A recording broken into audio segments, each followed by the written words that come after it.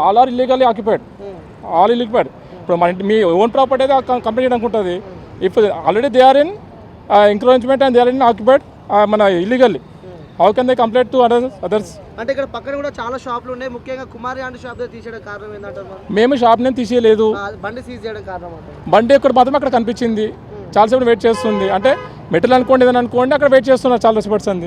So ఆ ఆస్పెక్ట్లో చూడండి, ఎక్కడైతే మనకు మేజర్ ఎఫెక్ట్ ఉంటుందో అది ఫస్ట్ మనకు సీజ్ చేస్తాం.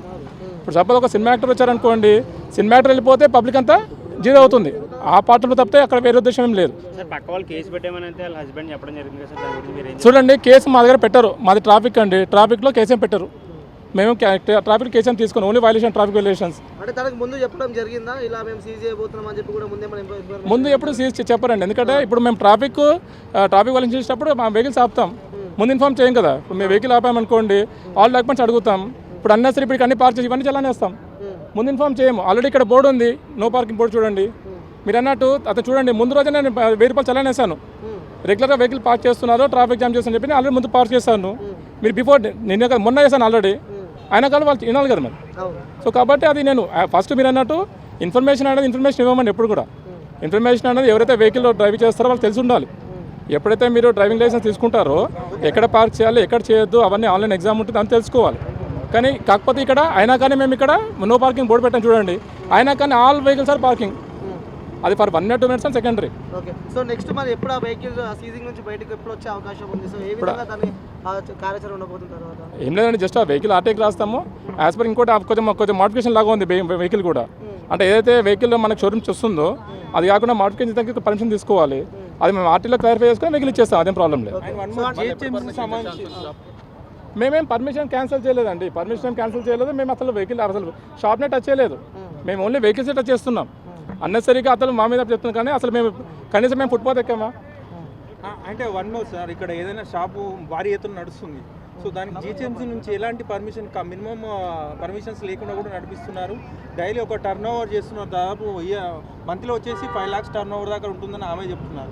సో అలాంటి వాటిపై జీహెచ్ఎంసీ కూడా చర్యలు తీసుకోవాలి కదా, అంటే తీసుకోవాలండి. ఆల్రెడీ మా తరఫు నుంచి కూడా మేము అది ఆల్రెడీ మా డీసీపీ గారు సిబిఐ వాళ్ళు కూడా ఆల్ ఫుట్పాత్ ఆక్యుపైడ్స్ అన్ని కూడా మేము రికార్డ్ మెయింటైన్ చేస్తున్నాము. తమరు అన్నట్టు జీహెచ్ఎంసీకి లెటర్ పెడుతున్నాము, కంబైన్డ్ ఆపరేషన్ అని తీపేస్తాం ట్రై చేస్తున్నాం.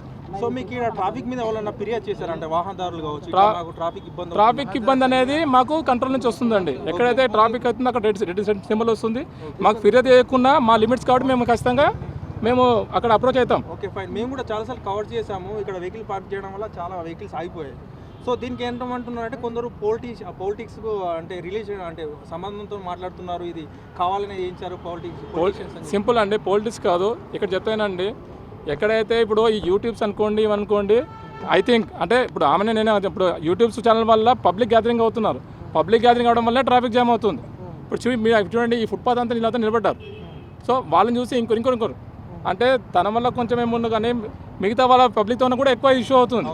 అందువల్ల మేము రావాల్సి వస్తుంది తప్పితే అక్కడ పర్సనల్ ఇష్యూ ఏం లేదు. అక్కడ ఇంకోటి ఇక్కడ ఫుడ్ బ్లాక్ చాలా షాప్స్ ఉన్నాయి కాబట్టి పార్కింగ్ కి సంబంధించి ఇబ్బందులు కూడా మనం ఎదుర్కొంటున్నాం. సో పార్కింగ్ ఎక్కడైనా ఏర్పాటు చేసే అవకాశాలు ఏమైనా ఉన్నాయా? ఇక్కడ ఆల్రెడీ ఇక్కడ పార్కింగ్ కూడా ఉందా? Already they are unnecessary parking. ఇప్పుడు ఫుట్పాత్ మీద పెట్టడమే కరెక్ట్ లేదు.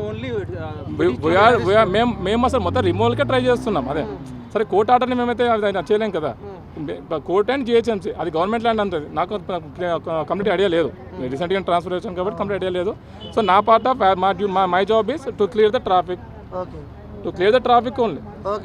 అది ఓకే రైట్.